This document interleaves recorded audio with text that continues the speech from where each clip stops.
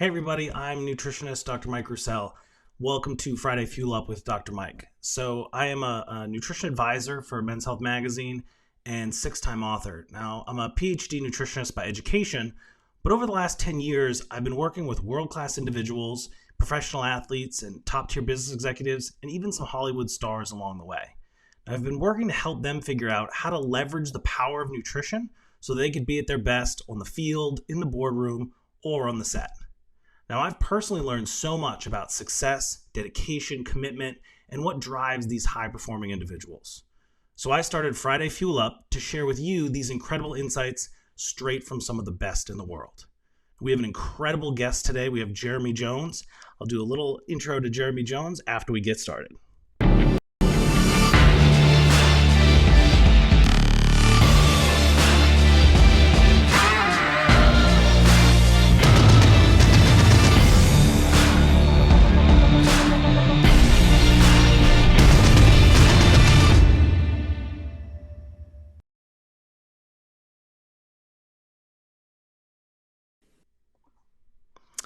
All right, so today's guest, as I said, Jeremy Jones, is an award-winning snowboarder, environmentalist, and entrepreneur. He's widely regarded as one of the most accomplished action sports athletes of all time.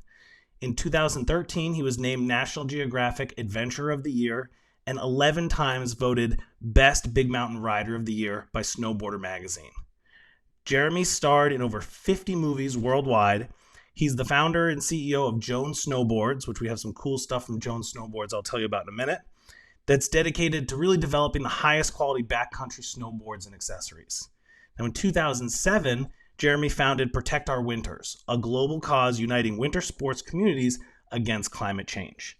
So, Jeremy, thank you so much, and welcome to the show. I'm psyched to be here. Yeah, this is really great. I appreciate you taking the time. It's the more I was doing some background research on you and all you've done and kind of the causes you're committed to, watching some more of your videos, it's really incredible, and I'm so excited to have you on the show today. So thank you very much.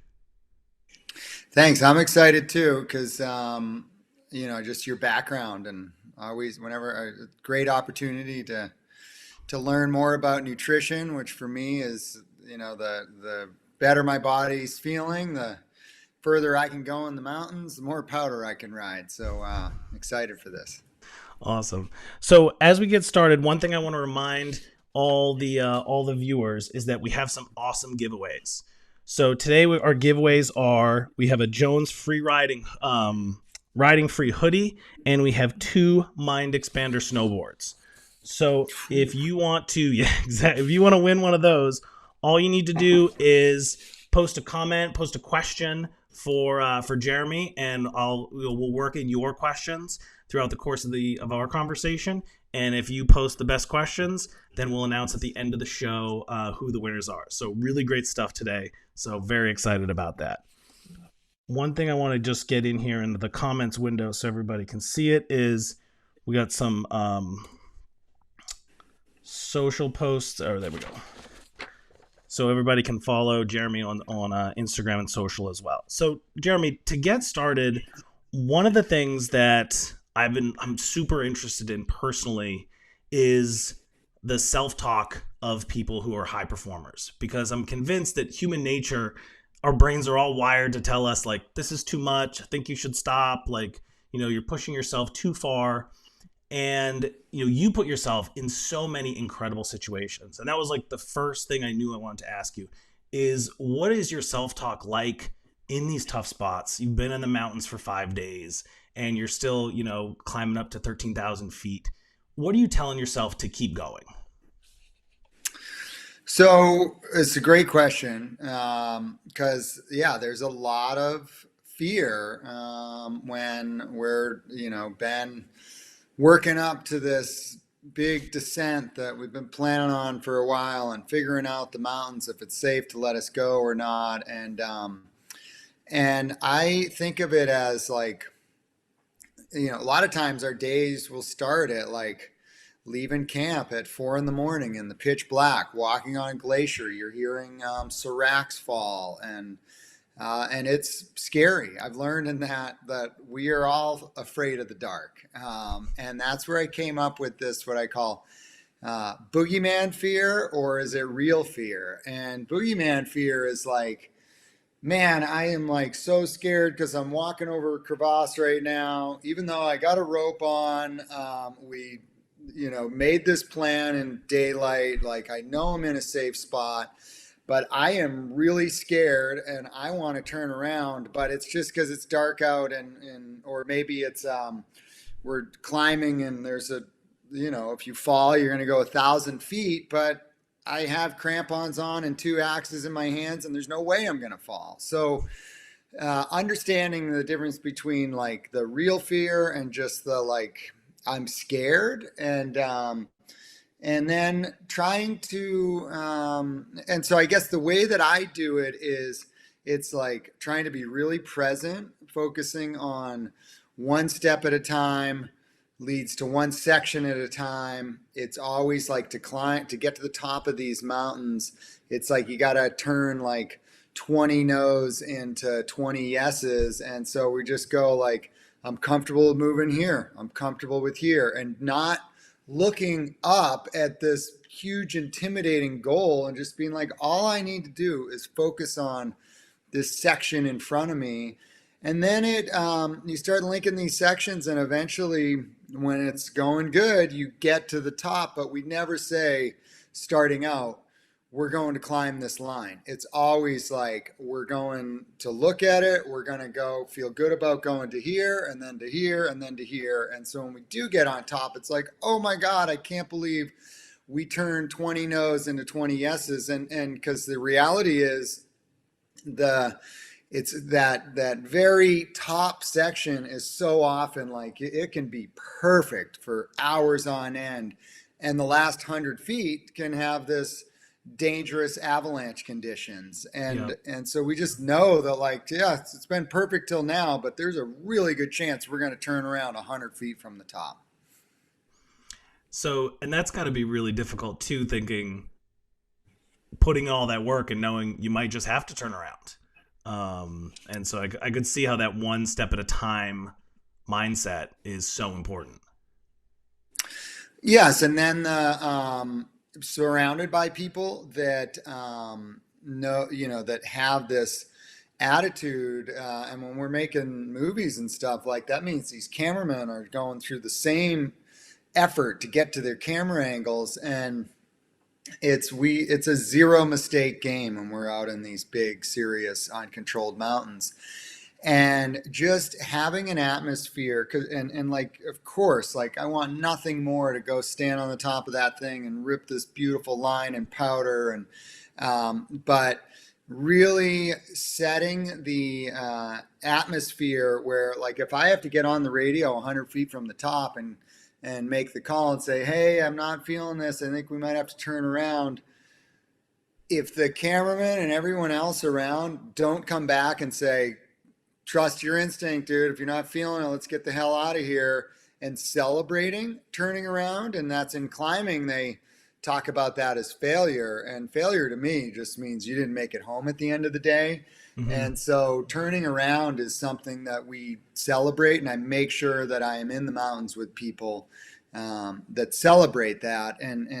But the fine line is like, deep down, we want nothing more to just charge these lines. And so I do see people turn around for boogeyman fear, and I'm like, dude, this is good to go, man. And so it's that balance.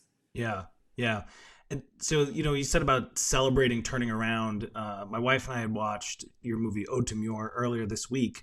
And in it, you mentioned you were having such a great time, and it was so beautiful. And you're like, I'd love to come back, but I probably won't because there's so many other places to see. And I guess if you have that appreciation for it, there is so much adventure out there. Turning around is actually not so bad because this isn't the last one. Like you said, like failure is not coming home. Like as long as you come back and can live to fight another day, there's so much more. There's so much more opportunity, so much more adventure. Yes, and so on that note, it's like I keep track of if I haven't turned around in a while, then I'm like, and we're on the fence, and like, you know what, like we just gotta like good time to turn around. We haven't done it in a while. You got to like keep practicing that deal. And it is wild how, I mean, it can, I make it sound easy. It's not because, Yeah. but when you get back down to safety and it's like, God, I can't believe I was like, it should be really easy. And I have a statement I like to say is if it's not a screaming yes, then it's a no in the mountains. And when you're back in safety, and then I think about my wife and my kids and stuff, it's like, God, what an asshole to even think that I was going to like try to avoid these obvious signs and maybe tiptoe my way through it and pull it. So, yeah, it's just zero mistake stuff. And I'm in it. I'm playing the long game. Yeah. So we have a question from Jacqueline, which fills, puts right into this. And she says, how are you preparing your son to make these same critical decisions as he continues to progress and do more? And so I think that's I have 4 young kids, and I know that kids make horrendous decisions just due to the fact that they're kids, right? So like, what is it that like Jacqueline said, how are you preparing your son to be able to make these good decisions? Yeah, it's a great question because my son is 13 now and been snowboarding for a long time. And he's now like really getting lift off on riding serious lines. And I'm in the backcountry with them and my daughter as well. And, explaining, make sure you cut the slope like this and be prepared for it to slide. And it's intense, but I guess I've been fortunate to spend so much time with my kids in the mountains. And I try to not, really teach through osmosis where they see it and really explain what a no fall zone is, where you can take risks, where you can't, what's a stupid risk. And just explaining to them my thought process. And then if I do see them take a stupid risk in a bad spot, then they're going to hear about it from me. But it's been really cool because my son, through so much time with me in the mountains, he knows what a clean air is and what a dirty one is and where you can fall and where you can't. So by and large, he's on a really good path right now. That's great. I think learning through osmosis with your kids, personally, I find, so my kind of front of battle is nutrition. And I find that that's the only way to do it too. Like you could tell your kids to eat healthy till you're blue in the face, but it's when they see you going for healthy foods consistently, that's really what wins. So I would imagine too, like, your kids saying like, well, dad turned back here and didn't do this. That's a really good examples. I think so. We have another question that people I think are really appreciating this line of that we're talking about here. So from Dan Scanlon, and Dan says it's refreshing to hear the discipline that goes into extreme sports. All too often with viewing, do you think that individuals are performing out of their minds or risking their lives to get that best shot? Well, I think I call it 24-year-old syndrome that I've been in. And that's this like perfect time where you've developed these skills. You probably haven't seen, there's a good chance you haven't seen something really bad in the mountains. You haven't seen a massive avalanche happen when you didn't think it was possible. And so, and if you are, when I am in the mountains with someone where they're blatantly not listening to the signs of the mountains and taking too much risks, I'll talk to those people and try to explain like, hey, we're far out here. Like a sprained ankle is like a major issue for everyone here. And so if I see them doing stupid stuff, then they either, adapt or they're off the list. And I can speak for my brothers who I make the films with, Teton Gravity Research, who's been shooting high-end action for over 25 years now. We really avoid that daredevil mentality and surround ourselves with people that make good decisions. Yeah, that's great. So well, I think you said like you've been doing this for a long time, and making good decisions allows you to get home and make it to the next adventure for sure. Yeah, I mean the hard part is, um, I am not an expert when it comes to avalanche safety. I don't think there is such a thing. I mean, what's sad is we lost 30, 40 people in the US last year in avalanches.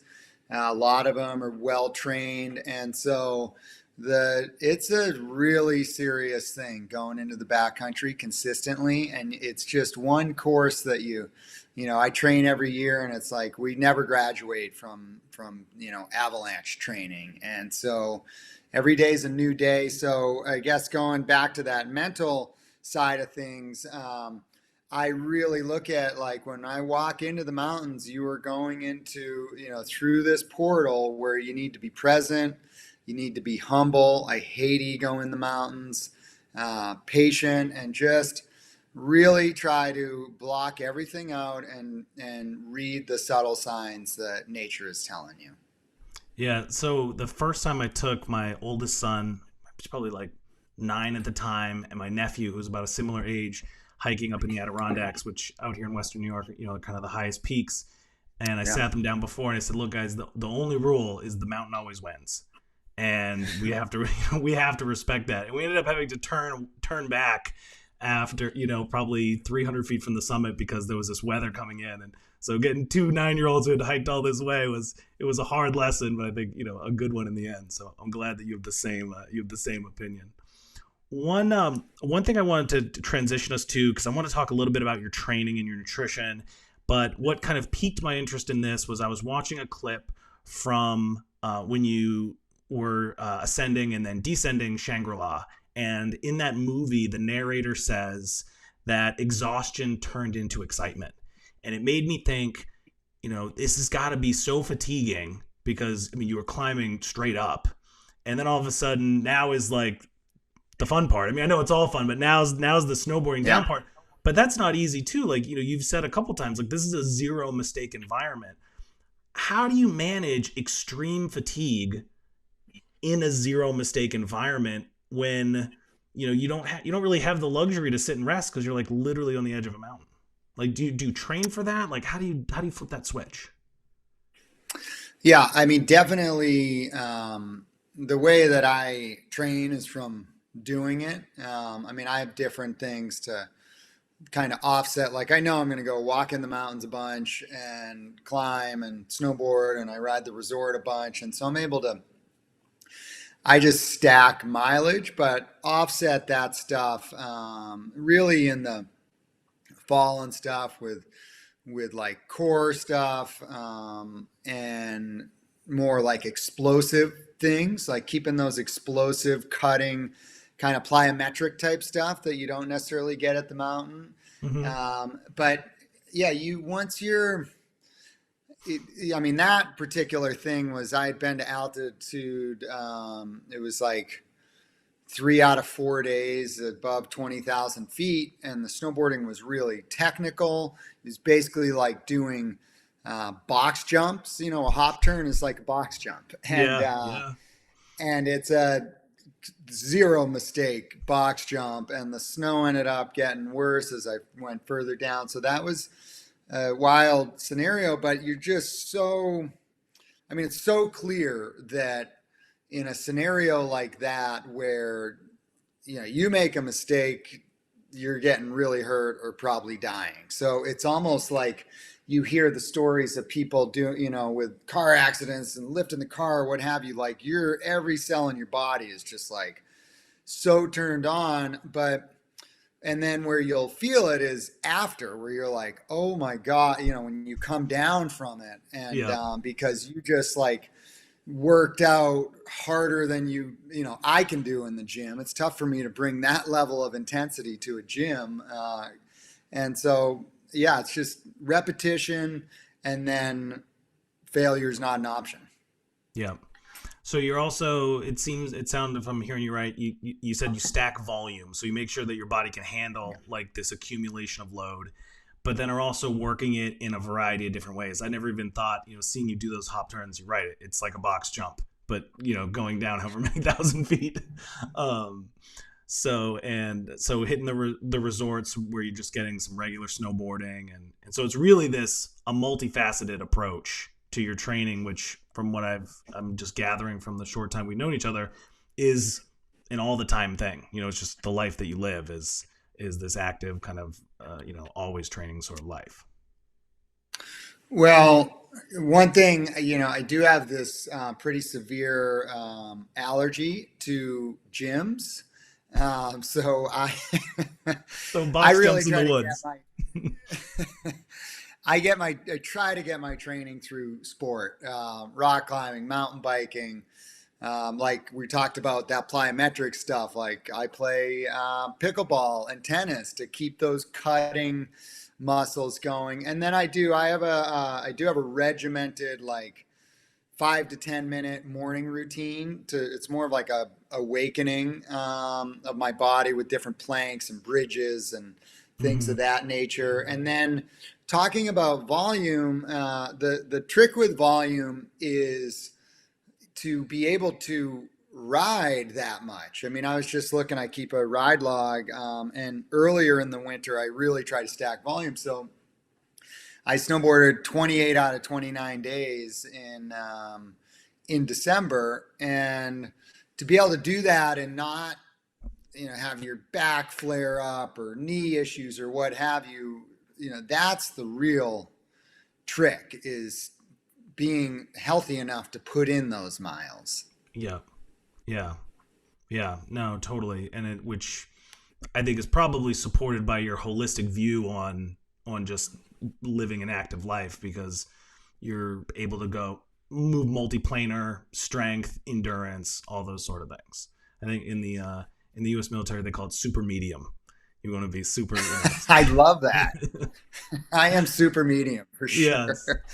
The Uh, one comment I get the most from people in the mountains is like, I thought you'd be faster. And it's just like, but they might be out for their like one day, they're just there for the weekend. And I'm like, dude, I'm on day 28 right now. And I yes. might like at 3 o'clock today, we might be walking by and see a line and like, who knows, man, we might be out here for a long time. So I have the all day, every day pace.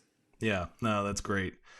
So we have a couple more questions that are super relevant to kind of where we want to go with this, because I wanted to talk about your nutrition, and you were talking about kind of volume and preparing yourself. So Gus Murphy is asking, when do you know that you're ready for the backcountry? So of course you can be knowledgeable, but hold on, his question got moved. Um, but how much is enough knowledge to ensure safety and being around you, safety on your own and all the things around you? Um, which Yeah, is kind great. of a question. Sorry to interrupt, just because I had this for later. When you switched from like helicopter snowboarding to saying like, well, I'm gonna go trek out for 7 days and hike and ride the mountains that way. How did you learn those skills, and then how did you know? Okay, now I'm ready to go out and do this with me and two other people. Yeah, so it's one way to one, I guess, Gus, is like we have this Avi report that everywhere in the U.S. they put it out every day, and it's really clear. Like when it's high avalanche danger, doesn't matter how much you've trained. Considerable, also, staying out of avalanche terrain. The tricky zone is moderate, and then you got to understand why it's moderate. Sometimes moderate is like total green light to charge, and sometimes it's terrifying. That if the layer, what we call deep instability in the snowpack, huge red flag, and that's where a scenario when I see that where it's like avalanche unlikely, but if it happens, it's historic. That's high avalanche danger for me. Yep. Um, and that's when most people get smoked in the mountains. But if you think about it, like say bringing it back to training, like you don't just go to doing these gnarly kettlebell swings with a ton of weight. Like you build up, and it's like I think about it as this like ring where you got the resort, and then you got the side country, and then you keep moving that ring further, and then for people, uh, that are just getting into it, it's like spring is a great time. The snowpack gets much simpler in spring. Okay. Like April and May and even into June is a great time to get into the mountains. And where like December and January, the snowpack is new, it's way more dangerous. So kind of playing the long game with the season. When we do, 90% of avalanches happen during or within 24 hours of a storm. So I will kind of sit on my hands. There's a lot of days where it just snowed a bunch and it's sunny, and I'm like, today's a good day to forget your boots and not be the first person into the mountains. Now it's been sunny for a couple days and a bunch of people have been getting on stuff and there's been no avalanche activity.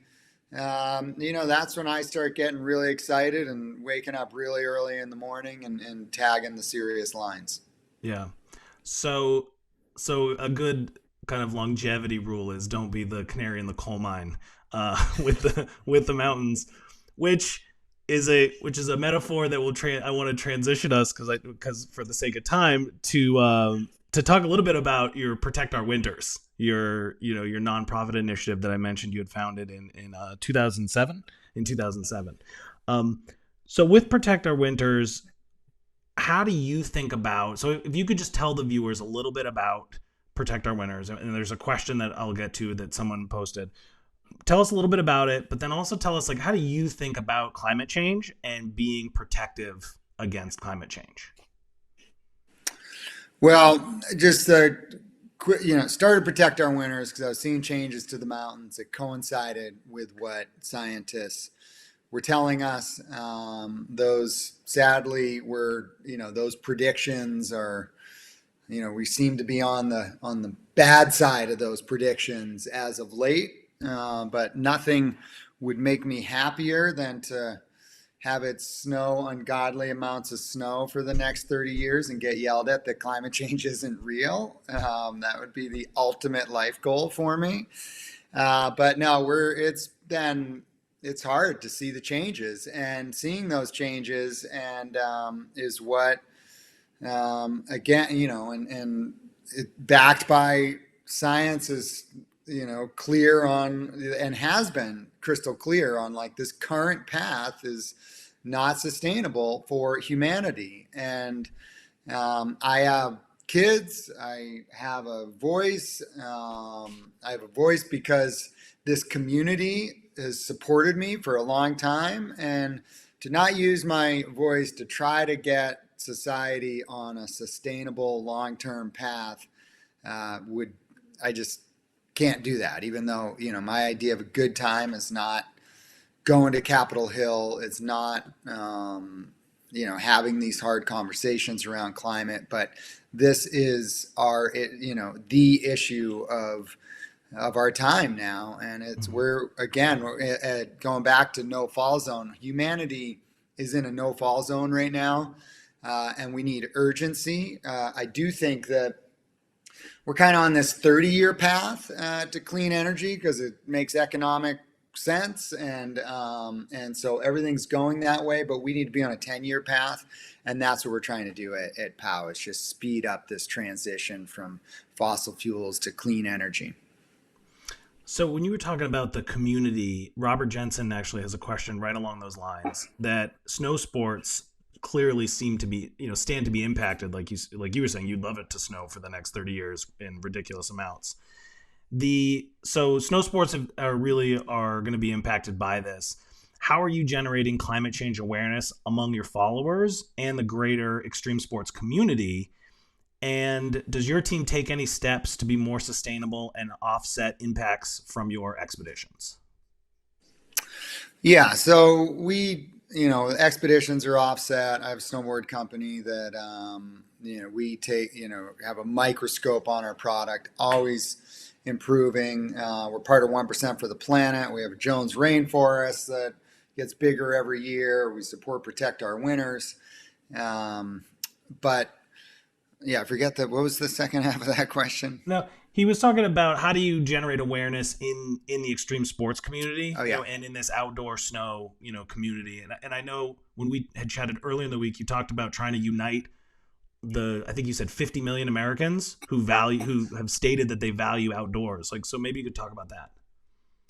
Yeah, so we call it the outdoor state, and it is 50 million people in the U.S. that identify with, their life is centrally focused around the outdoors, which requires clean air, clean water, and a healthy planet.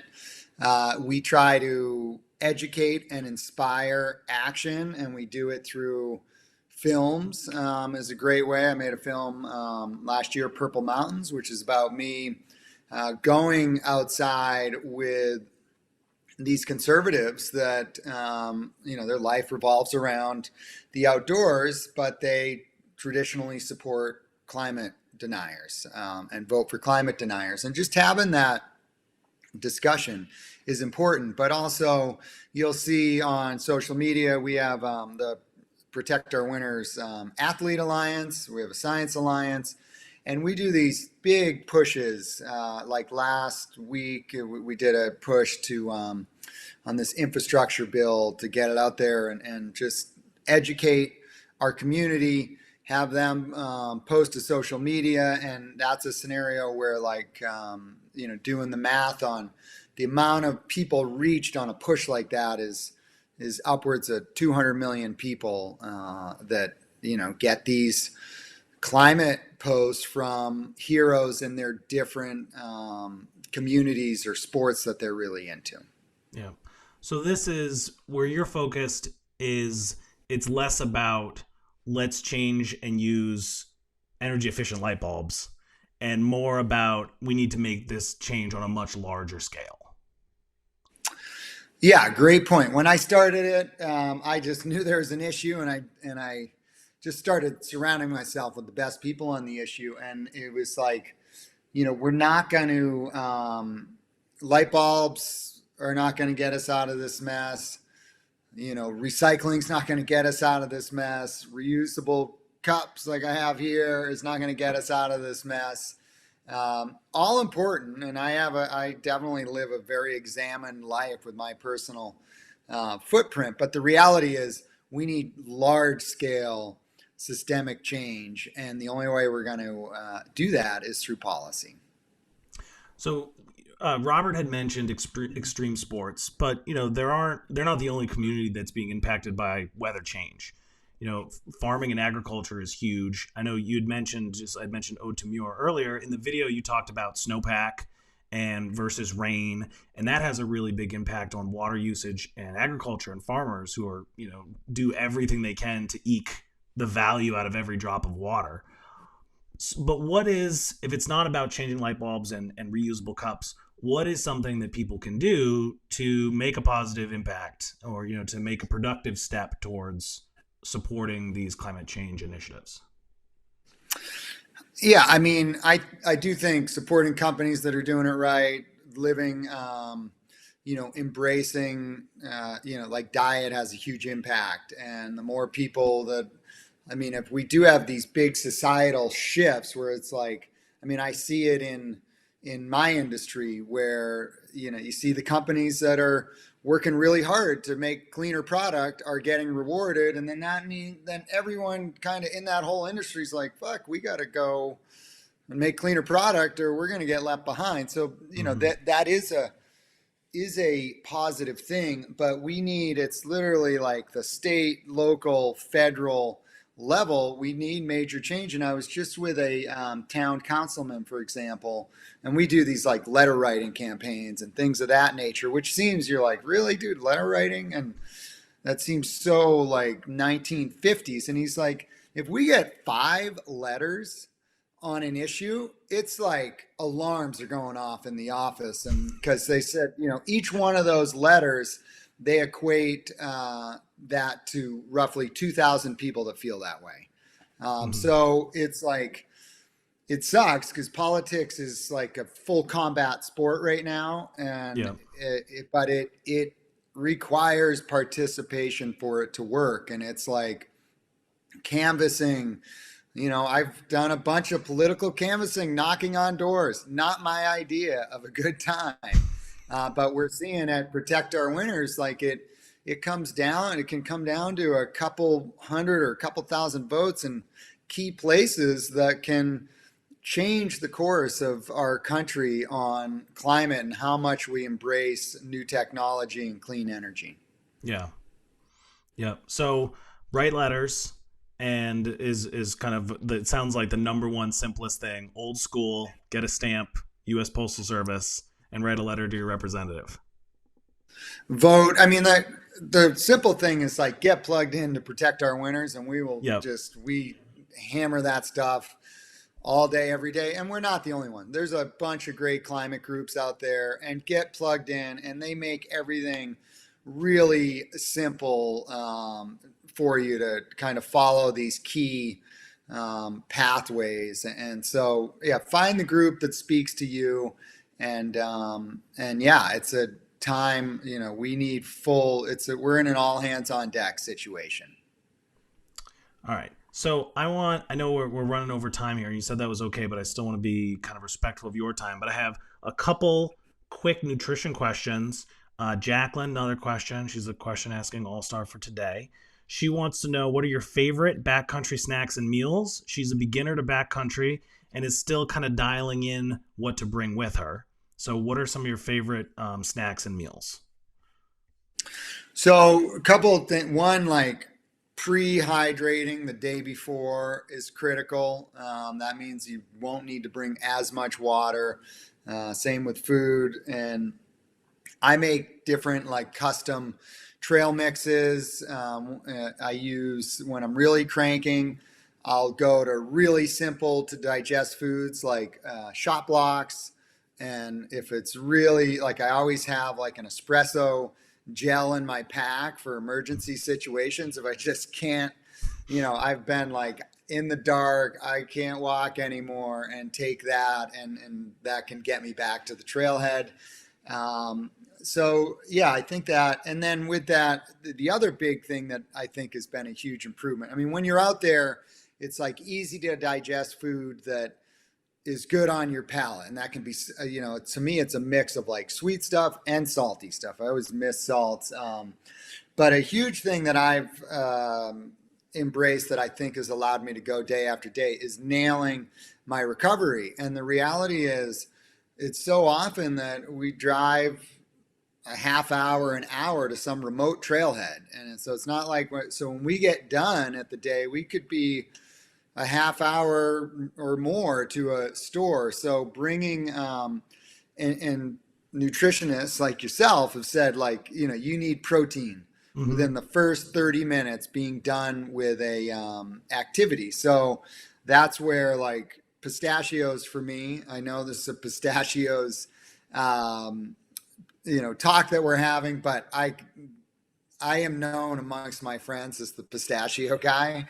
I always have them for them, and they are, because I crave salt, need protein, need potassium, and so if you look at my car, I got cups full of pistachios that I'm eating on the way home and what have you, and it is amazing how tired I will be, but if I nail my recovery, get a good night's sleep, that I wake up and I'm like, holy shit, I can do it again. Where, the night Yeah. before when I get done, I'm like, day off for sure tomorrow.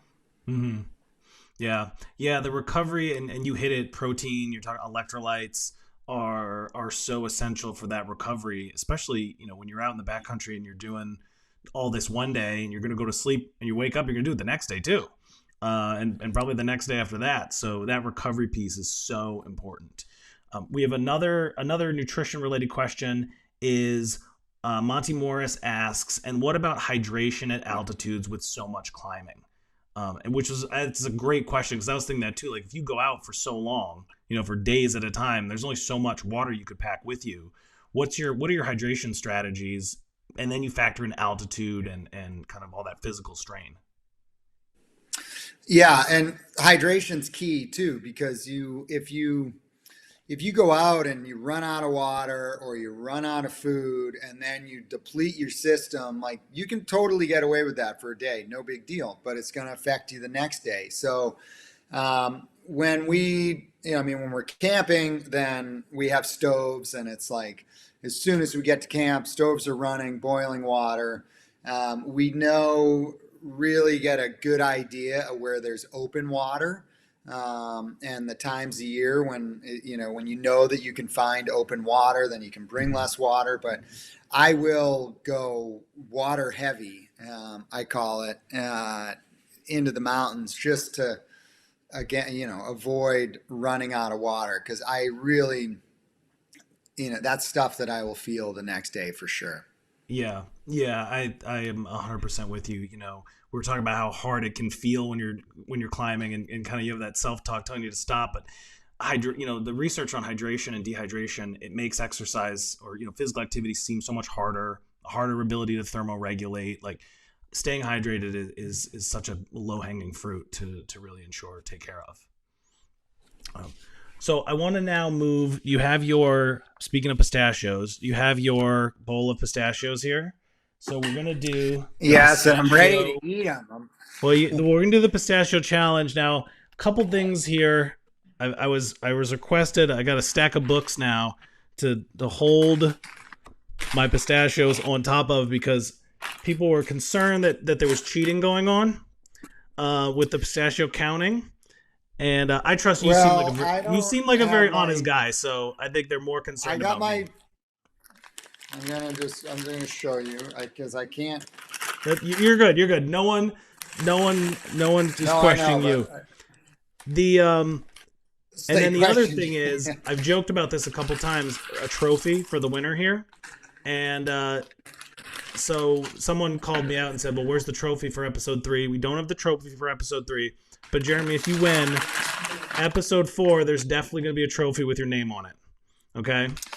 So I just want to know who the cheater was and what sport they're in. Are they like are they a biathlete? What do they do? I don't know. No disrespect to the biathletes out there. Yeah, biathletes are like, wait a second, what? So for everybody, biathletes. For everybody at home, very simple rule. We're going to have 30 seconds on the clock. We're going to shell as many pistachios as possible. Jeremy wins. You get a year's supply of pistachios. All right. That's kind of the carrot or the pistachio we're going to dangle in front of you. All right. Timer is up and go. We don't eat them. Okay. Well, you can eat them, but it's going to slow you down. I was looking at these. I got a good set. I got, some of those pistachios, you open them and you're like, it's like a existential crisis trying to get it open. I don't have any of those today. 8 seconds. Oh, dude, you look like you're flying. I got a good batch of pistachios. I'm not going to lie. And time's up. Time's up. Hands up. All right. All right, what do you got? Count them. 1, 2, 3. Slower than last time.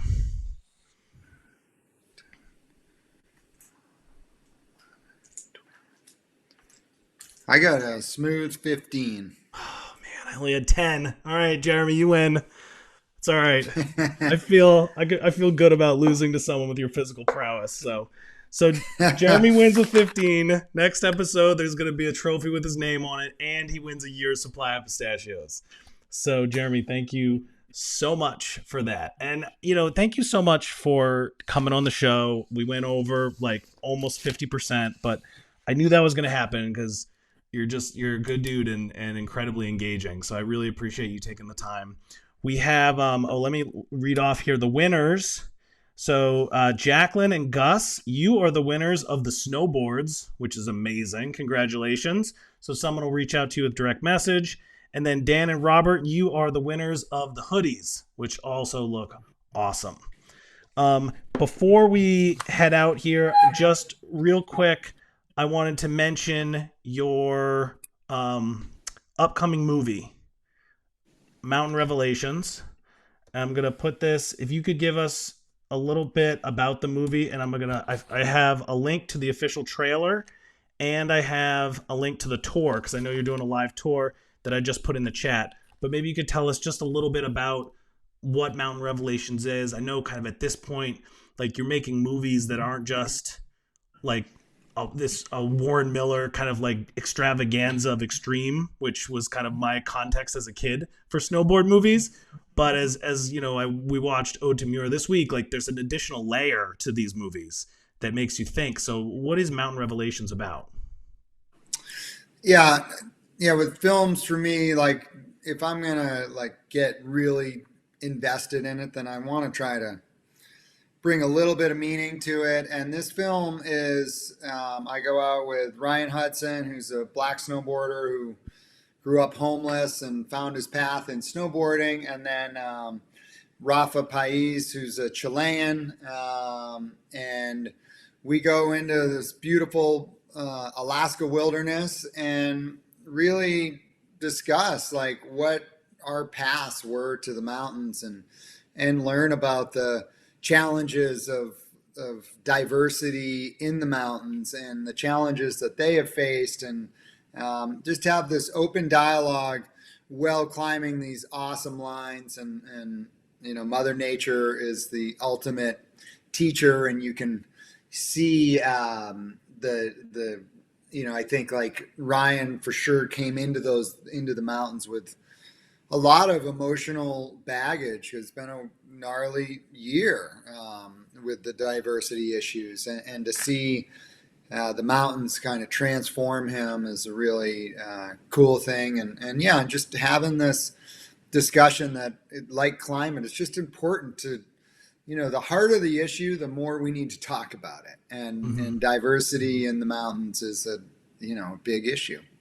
So, was this one of the first times that he'd gone out on like a multi-day trek in the mountains like this? Is that why you think part of, I know that that had such a profound experience or effect on him? You know, it's, I went and up Denali with him in Okay. 2013, and but it's an example of, you know, of course, like the mountains have a profound effect on all of us, but I just think you know, this last year, it's, you know, Ryan's been a longtime friend, so talking, Hmm. you know, staying really close with him through the George Floyd stuff, and then like this, all of a sudden the industry's like totally put a spotlight on these guys, and da da da da, in a very, in a good manner, but it's just added weight and stress, and you know, just Yeah. general life stress of paying bills and da da da da. And so it just, I think that it was such a different time than 2013, ironically, and a heavier time. And sadly, you'd think like, unfortunately, we should have been dealing with this stuff in 2013. And you're like, remember 2013, how gnarly it was? In 2013, it was just such a not in the spotlight, which, you know, thankfully it is now, because it needs to Yeah. be. And so yeah, it's just kind of all that stuff. But it was a wild thing to see um, the power of Mother Nature. I feel it every time I get out there. But these guys hadn't been to Denali. You follow this yellow brick road. I mean, there's 400 people on the mountain. Hmm. It's a different experience where we're out in raw wilderness, putting fresh, you know, like breaking new ground as far as like we're the ones putting in the tracks. And so it's just way more intense. So I think that probably plays a role as well, as just you really feel like you're a spaceman on a tether out there. Yeah. Yeah. That's awesome. And so it premieres, it's November 24th. Is that correct? October October. 27th, Palace of Fine Arts. Just a And month and a then we couple have days off. yeah, tetongravity.com has all the like tour info, and then it will eventually drop on, you know, all the streaming services. But Yeah. really cool film, super excited about it. All right. So I linked up the schedule, the tour schedule in the comment section along with the trailer so everybody could see that. And was disappointed Stowe, Vermont wasn't on the list for the tour, but maybe we get you a little more East Coast one of these days. Are you living in Stowe? I grew up right outside of Stowe as a kid. Cool. All right. Well, that's where I cut my teeth. So that's awesome. That is awesome. All right, so Jeremy, again, thank you so much. And I really appreciate all the time you spent. Next time, everybody, next month, which is November 5th, remember, first Friday of every month, we have the Brownlee brothers, Alistair and Johnny Brownlee. They're Olympic and world champion triathletes. So fortunately, they weren't here to hear about the biathlete comments. But I'm sure. I bet you they got all sorts of biathlete jokes. Yeah, I think one of them actually is a biathlete too. So I don't know. We'll see. Sorry. Is biathlete with guns though? Is that a biathlete? No, not. Oh, that's like my dream. The biathlon. That would be no, so rad. I think it's more like running and biking, not skiing and shooting. Right. Yeah, skiing and shooting, man. That would be so cool. Oh, I agree. I totally agree. So, Jeremy, thank you so much. Everybody, check out Protect Our Winners. Check out Joan Snowboards and Jeremy's new movie, Mountain Revelations, coming out later this month. Thank you so much. Thanks to the American Pistachio Growers for sponsoring this and making this show possible. And we'll see you guys next month.